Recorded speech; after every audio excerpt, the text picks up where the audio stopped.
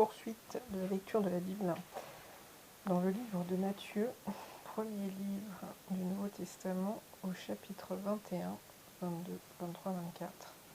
Matthieu, chapitre 21. Lorsqu'ils approchèrent de Jérusalem et qu'ils furent arrivés à Bethphagée, vers la montagne des Oliviers, Jésus envoya 2 disciples en leur disant : Allez au village qui est devant vous. Vous trouverez aussitôt une ânesse attachée et un ânon avec elle. Détachez-les et amenez-les-moi. Si quelqu'un vous dit quelque chose, vous répondrez : le Seigneur en a besoin. Et à l'instant, il les laissera aller. Je répète, et à l'instant, il les laissera aller. Or, ceci arriva afin que s'accomplisse ce qui avait été annoncé par le prophète. Dites à la fille de Sion, voici ton roi vient à toi, plein de douceur, et monté sur un âne, sur un ânon, le petit d'une ânesse. Les disciples allèrent et firent ce que Jésus leur avait ordonné. Ils amenèrent l'ânesse et l'ânon, mirent sur eux leurs vêtements et le firent asseoir dessus. La plupart des gens de la foule étendirent leurs vêtements sur le chemin.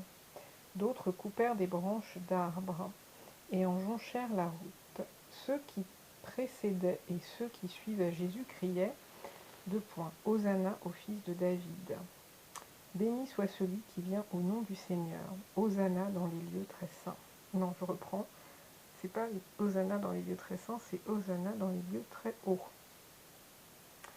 Lorsqu'il entra dans Jérusalem, toute la ville fut émue et l'on disait : Qui est celui-ci ?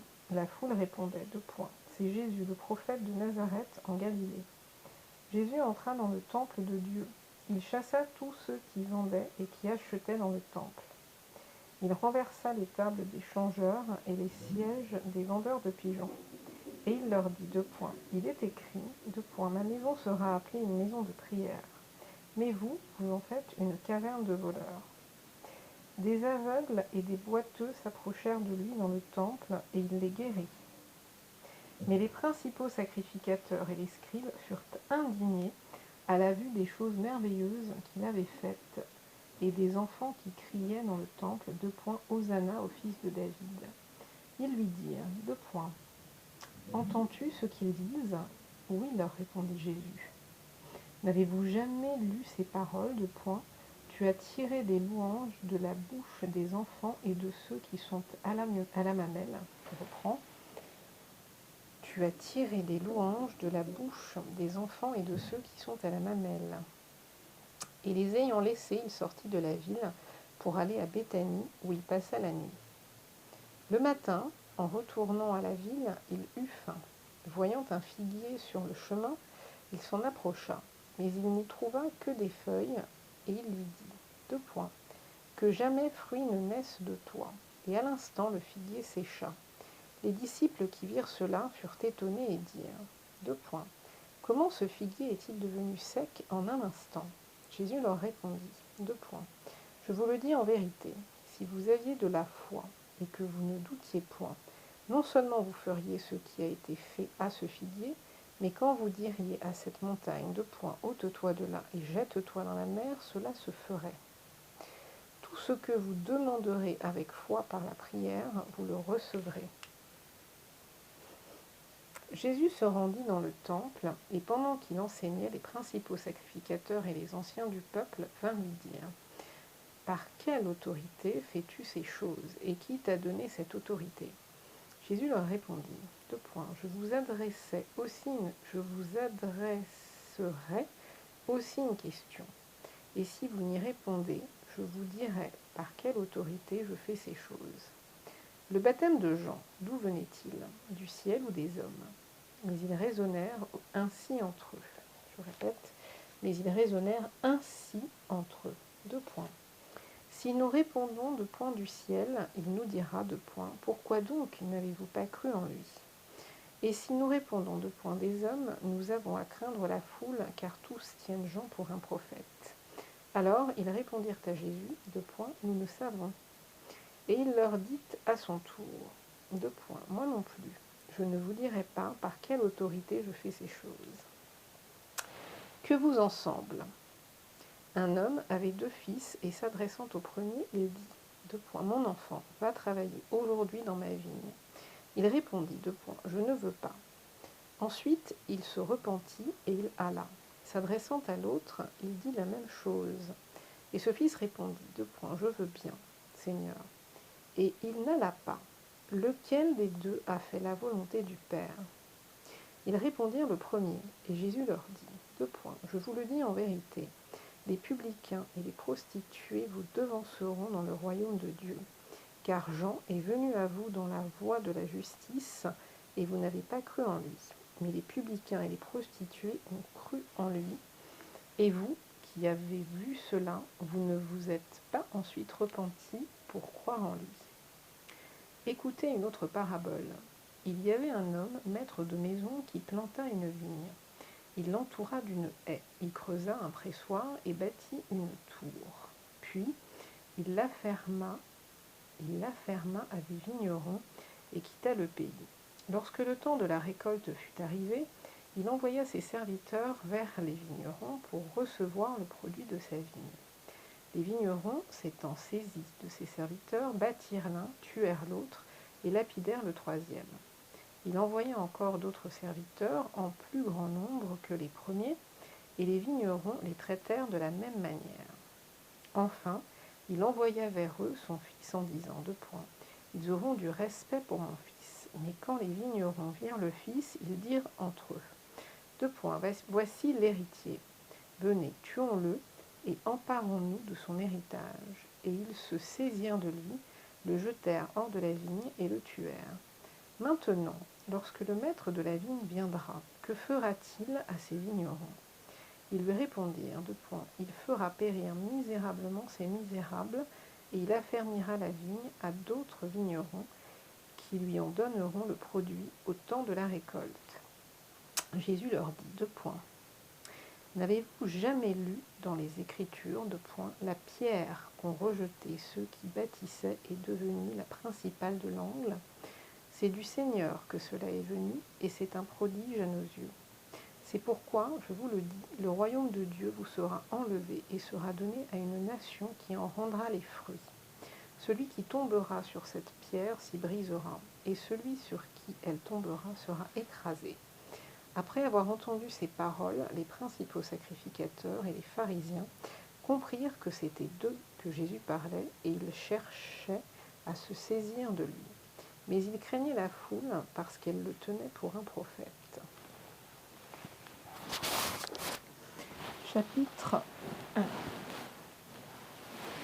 Chapitre 22. Jésus, prenant la parole, leur parla de nouveau en parabole, et il dit, Le royaume des cieux est semblable à un royaume qui fit des noces... Le royaume des cieux est semblable à un roi qui fit des noces pour son fils. Il envoya ses serviteurs appeler ceux qui étaient invités aux noces. Mais ils ne voulurent pas venir. Il envoya encore d'autres serviteurs en disant, Dites aux conviés, Voici, j'ai préparé mon festin. Mes bœufs et mes bêtes grasses sont tués, tout est prêt, venez aux noces. Mais sans s'inquiéter de l'invitation, ils s'en allèrent, celui-ci à son champ, celui-là à son trafic, et les autres se saisirent des serviteurs, les outragèrent et les tuèrent. Le roi fut irrité, il envoya ses troupes, fit périr ses meurtriers et brûla leur ville. Alors il dit à ses serviteurs, Les noces sont prêtes, mais les conviés n'en étaient pas dignes. Allez donc dans les carrefours et appelez aux noces tous ceux que vous trouverez. Ses serviteurs allèrent dans les chemins, rassemblèrent tous ceux qu'ils trouvèrent méchants et bons, et la salle de noces fut pleine de convives. Le roi entra pour voir ceux qui étaient à table, et il aperçut là un homme qui n'avait pas revêtu un habit de noces. Il lui dit, Mon ami, comment es-tu entré ici sans avoir un habit de noces? Cet homme eut la bouche fermée. Alors le roi dit aux serviteurs, Liez-lui les pieds et les mains, et jetez-le dans les ténèbres du dehors, où il y aura des pleurs et des grincements de dents. Car il y a beaucoup d'appelés, mais peu d'élus. Alors les pharisiens allèrent se consulter sur les moyens de surprendre Jésus par ses propres paroles. Ils envoyèrent auprès de lui leurs disciples avec les Hérodiens qui dirent, Maître, nous savons que tu es vrai et que tu enseignes la voie de Dieu selon la vérité, sans t'inquiéter de personne, car tu ne regardes pas à l'apparence des hommes. Dis-nous donc ce qu'il t'en semble. Est-il permis ou non de payer le tribut à César ? Jésus, connaissant leur méchanceté, répondit. Pourquoi me tentez-vous, hypocrite ? Montrez-moi la monnaie avec laquelle on paye le tribut. Et ils lui présentèrent un denier. Il leur demanda de qui sont cette effigie et cette inscription. De César, lui répondirent-ils. Alors il leur dit, rendez donc à César ce qui est à César, et à Dieu ce qui est à Dieu. Étonnés de ce qu'ils entendaient, ils le quittèrent et s'en allèrent. Le même jour, les Sadducéens, qui disent qu'il n'y a point de résurrection, vinrent auprès de Jésus et lui firent cette question.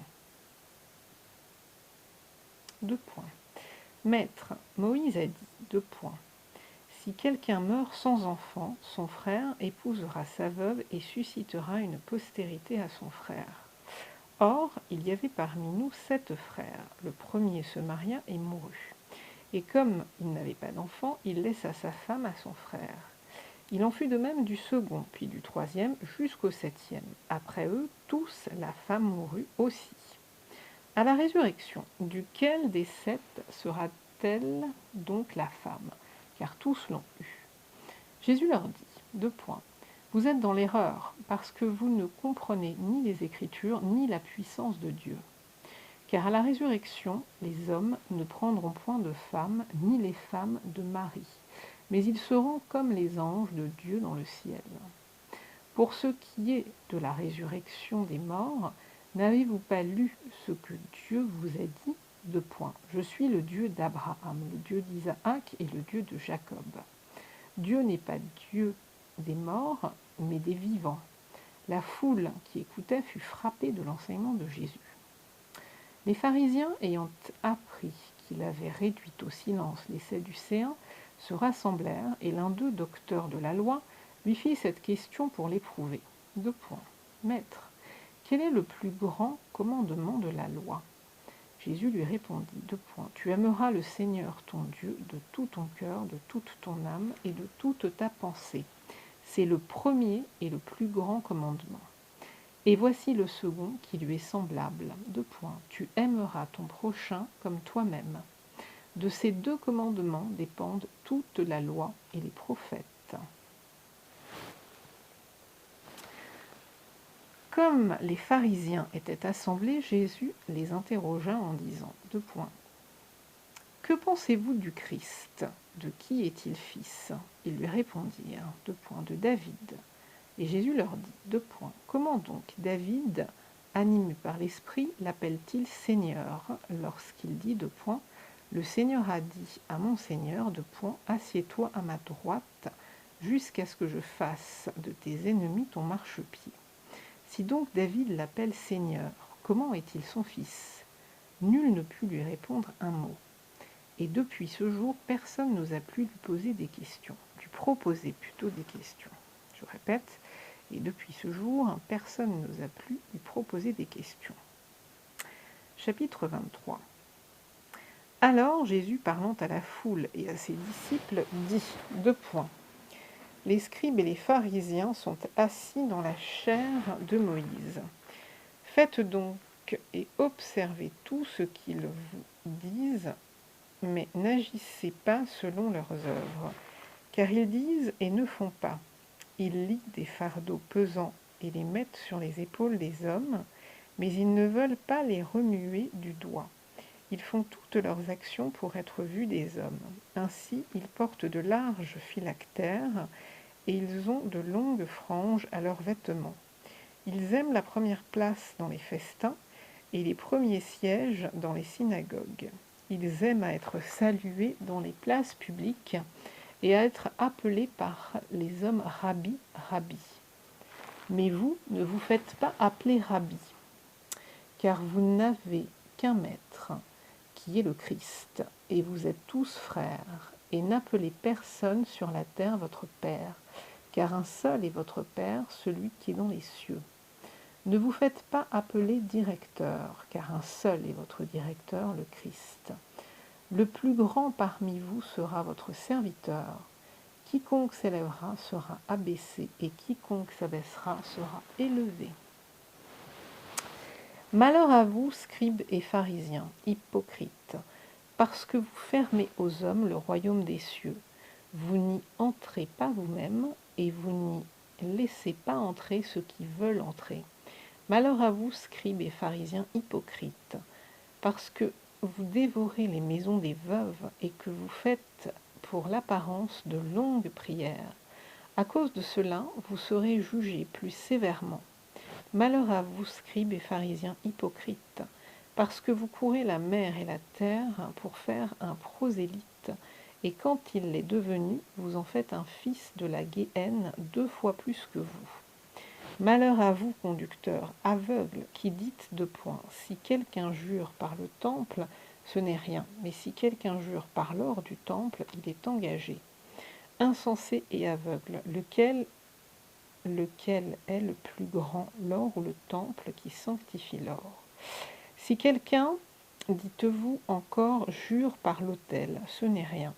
Mais si quelqu'un jure par l'offrande qui est sur l'autel, il est engagé. Aveugle, lequel est le plus grand? L'offrande ou l'autel qui sanctifie l'offrande?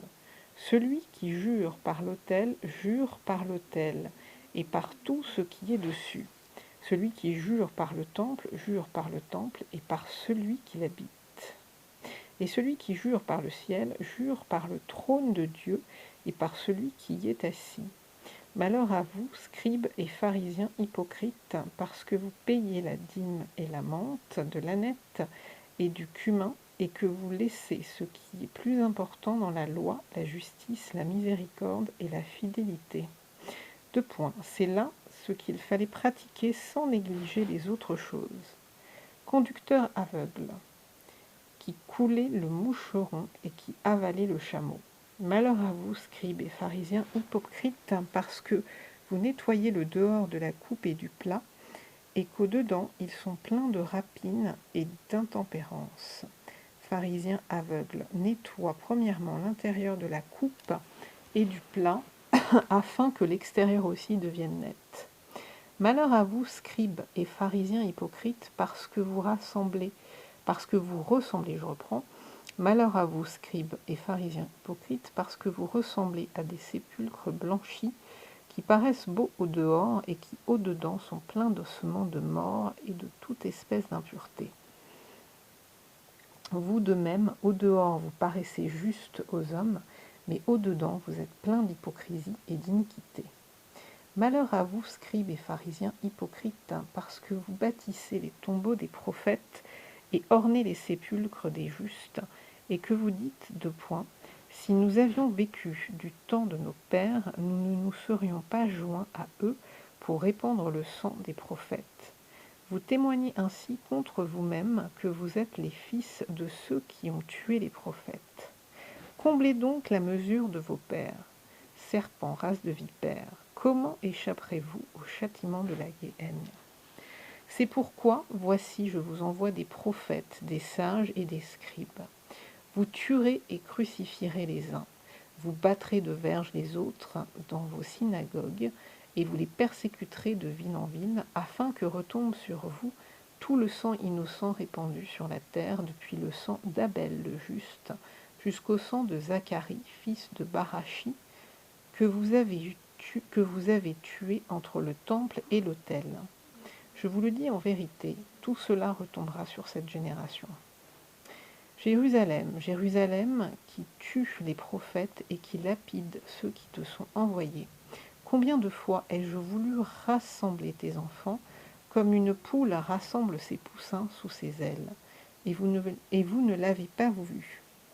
Voici votre maison vous sera laissée déserte, car je vous le dis, vous ne me verrez plus désormais jusqu'à ce que vous disiez de point, béni soit celui qui vient au nom du Seigneur. Chapitre 24. Comme Jésus s'en allait au sortir du temple, ses disciples s'approchèrent pour lui en faire remarquer, je reprends, comme Jésus s'en allait au sortir du temple, ses disciples s'approchèrent pour lui en faire remarquer les constructions. Mais il leur dit, voyez-vous tout cela? Je vous le dis en vérité, il ne restera pas ici pierre sur pierre qui ne soit renversée. Il s'assit sur la montagne des Oliviers, et les disciples vinrent en particulier lui faire cette question. Dis-nous quand cela arrivera-t-il, et quel sera le signe de ton avènement et de la fin du monde? Jésus leur répondit, prenez garde que personne ne vous séduise, car plusieurs viendront sous mon nom, disant c'est moi qui suis le Christ. Et ils séduiront beaucoup de gens. Vous entendrez parler de guerre et de bruit de guerre. Gardez-vous d'être troublés, car il faut que ces choses arrivent. Mais ce ne sera pas encore la fin. Une nation s'élèvera contre une nation, et un royaume contre un royaume. Et il y aura en divers lieux des famines et des tremblements de terre. Tout cela ne sera que le commencement des douleurs. Alors on vous livrera au tourment, et l'on vous fera mourir, et vous serez haïs de toutes les nations à cause de mon nom. Alors aussi plusieurs succomberont, et ils se trahiront, se haïront les uns les autres. Plusieurs faux prophètes s'élèveront, et ils séduiront beaucoup de gens. Et parce que l'iniquité se sera accrue, la charité du plus grand nombre se refroidira. Mais celui qui persévérera jusqu'à la fin sera sauvé. Cette bonne nouvelle du royaume sera prêchée dans le monde entier pour servir de témoignage à toutes les nations. Alors viendra la fin. C'est pourquoi, lorsque vous verrez l'abomination de la désolation dont a parlé le prophète Daniel, établie en lieu saint, que celui qui lit fasse attention, alors que ceux qui seront en Judée fuient dans les montagnes, que celui qui sera sur le toit ne descende pas pour prendre ce qui est dans sa maison, et que celui qui sera dans les champs ne retourne pas en arrière pour prendre son manteau. Malheur aux femmes qui seront enceintes et à celles qui allaiteront en ces jours-là. Priez pour que votre fuite n'arrive pas en hiver, ni un jour de sabbat. Car alors la détresse sera si grande qu'il n'y en a point eu de pareil depuis le commencement du monde jusqu'à présent, et qu'il n'y en aura jamais. Et si ces jours n'étaient abrégés, personne ne serait sauvé. Mais à cause des élus, ces jours seront abrégés. Si quelqu'un vous dit alors, le Christ est ici, ou il est là, ne le croyez pas, car il s'élèvera de faux Christ et de faux prophètes. Ils feront de grands prodiges et des miracles, au point de séduire, s'il était possible, même les élus. Voici, je vous l'ai annoncé d'avance. Si donc on vous dit voici, il est dans le désert, n'y allez pas. Voici, il est dans les chambres, ne le croyez pas. Car comme l'éclair part de l'Orient et se montre jusqu'en Occident, ainsi sera l'avènement du Fils de l'homme. En quelque lieu que soit le cadavre, là s'assembleront les aigles. Aussitôt après ces jours de détresse, le soleil s'obscurcira, la lune ne donnera plus sa lumière, les étoiles tomberont du ciel et les puissances des cieux seront ébranlées. Alors le signe du Fils de l'homme paraîtra dans le ciel. Toutes les tribus de la terre se lamenteront, et elles verront le Fils de l'homme venant sur les nuées du ciel avec puissance et une grande gloire. Il enverra ses anges avec la trompette retentissante, et ils rassembleront ses élus des quatre vents depuis une extrémité des cieux jusqu'à l'autre. Instruisez-vous par une comparaison tirée du figuier. Dès que ses branches deviennent tendres et que les feuilles poussent, vous connaissez que l'été est proche. De même, quand vous verrez toutes ces choses, sachez que le Fils de l'homme est proche, à la porte. Je vous le dis en vérité, cette génération ne passera point que tout cela n'arrive. Le ciel et la terre passeront, mais mes paroles ne passeront point. Pour ce qui est du jour et de l'heure, personne ne le sait, ni les anges des cieux, ni le Père seul. Ce qui arrivera du temps de Noé arrivera de même à l'avènement du Fils de l'homme. Car dans les jours qui précédèrent le déluge, les hommes mangeaient et buvaient, se mariaient et mariaient leurs enfants jusqu'au jour où Noé entra dans l'arche. Et ils ne se doutèrent de rien jusqu'à ce que le déluge vînt et les emporta tous. Il en sera de même à l'avènement du Fils de l'homme. Alors de deux hommes qui seront dans un champ, l'un sera pris et l'autre laissé. De deux femmes qui moudront à la meule, l'une sera prise et l'autre laissée. Veillez donc, puisque vous ne savez pas quel jour votre Seigneur viendra. Sachez-le bien, si le maître de la maison savait à quelle veille de la nuit le voleur doit venir, il veillerait et ne laisserait pas percer sa maison. C'est pourquoi, vous aussi, tenez-vous prêts, car le Fils de l'homme viendra à l'heure où vous n'y penserez pas. Quel est donc le serviteur fidèle et prudent que son maître a établi sur ses gens pour leur donner la nourriture au temps convenable ? Heureux ce serviteur que son maître à son arrivée trouvera faisant ainsi. Je vous le dis en vérité, il l'établira sur tous ses biens. Mais si c'est un méchant serviteur qui dise en lui-même, mon maître tarde à venir, s'il se met à battre ses compagnons, s'il mange et boit avec les ivrognes, le maître de ce serviteur viendra le jour où il ne s'y attend pas et à l'heure qu'il ne connaît pas.